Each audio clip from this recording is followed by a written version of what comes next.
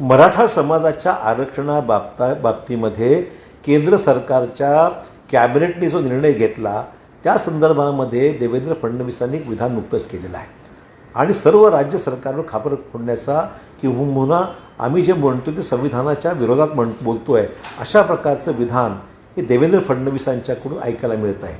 देवेंद्र फडणवीसांचं विधान अतिशय दुर्दैवी आहे, समाजाचं दिशाभूल करणारं आहे आणि या सगळ्या मराठा समाजाच्या विद्यमान परिस्थितीचा राजकीय फायदा उठवून आगामी 3 वर्षांमध्ये संपूर्ण राजकीय फायदा उठवायचा आणि निवडणुकीमध्ये हा विषय लावून धरायचा अशाच पद्धतीने हे सगळ्या गोष्टीचा उपयोग राजकीय उपयोग मराठा आरक्षणाच्या बाबतीमध्ये देवेंद्र फडणवीस हे वारंवार करत आहेत. संविधानामध्ये कुठेही आरक्षणाची मर्यादा 50% नमूद करण्यात आलेली नाही आहे.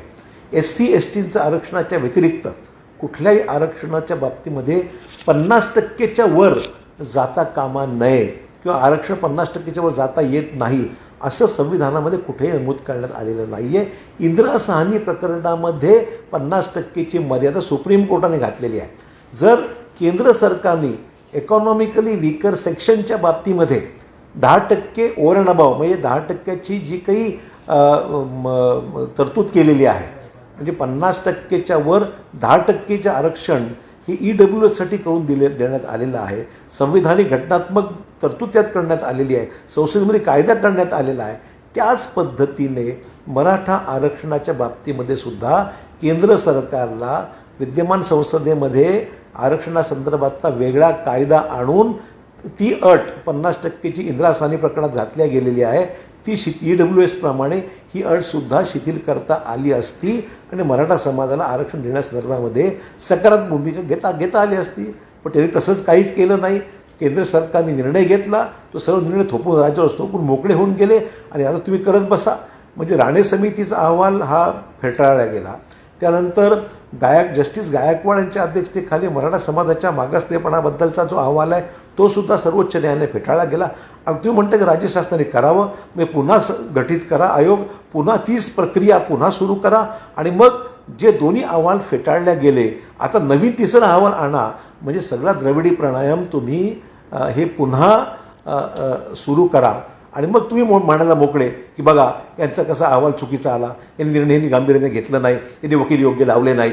म्हणजे असे आरोप प्रत्यारोप करत राहायचे आणि शेवटी 3-4 वर्ष घालवायची आणि मग त्यातून म्हणायचं की सरकारने केलं नाही, आम्हाला निवडून द्या, आम्हीच करू शकतो. अशा प्रकारचं विधान करण्याकरता पुन्हा मोकळे, हा त्यातला सगळी खेळी त्याच्यामागची ही आहे. त्यामुळे मला वाटतं की हे करण्यापेक्षा त्यांनी पुढाकार घ्यावा, थोडं धाडस दाखवावं, पंतप्रधानांना भेटून त्यांनी सांगावं की तुम्ही जो निर्णय घेतला त्या निर्णयाबरोबर 50%ची अट शिथिल करा आणि अट शिथिल केली तर राज्य शासनालाही करणं सोपं जाईल.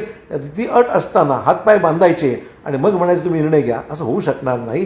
50%ची अट काढून टाका, राज्य सरकारला अधिकार दिले चांगली गोष्ट आहे, पण त्याच्याबद्दल अट शिथिल करा आणि मग आपण कायदा कसं मिळून निर्णय घेऊ आणि तुम्हाला श्रेय द्यायला तयार आहोत.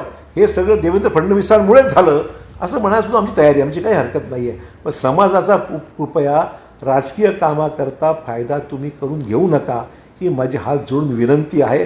अशोक चव्हाण यातलं महत्त्वाचं नाही, मी काय बोलतो हे महत्त्वाचं आहे, कायदेशीर मुद्दे त्यातले महत्त्वाचे आहेत आणि हे तुम्ही करून घ्यावं अशी माझी विनम्र विनंती विरोधी पक्ष नेत्यांना आहे.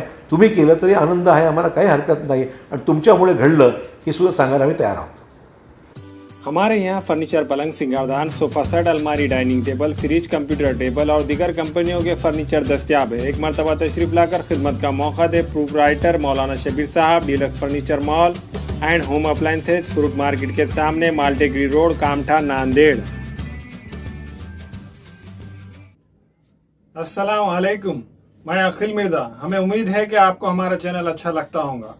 लेटेस्ट न्यूज अपडेट के लिए देखते रहे नांदेड़ उर्दू न्यूज और न्यूज के पसंद आने पर लाइक शेयर और सब्सक्राइब करना ना भूलें.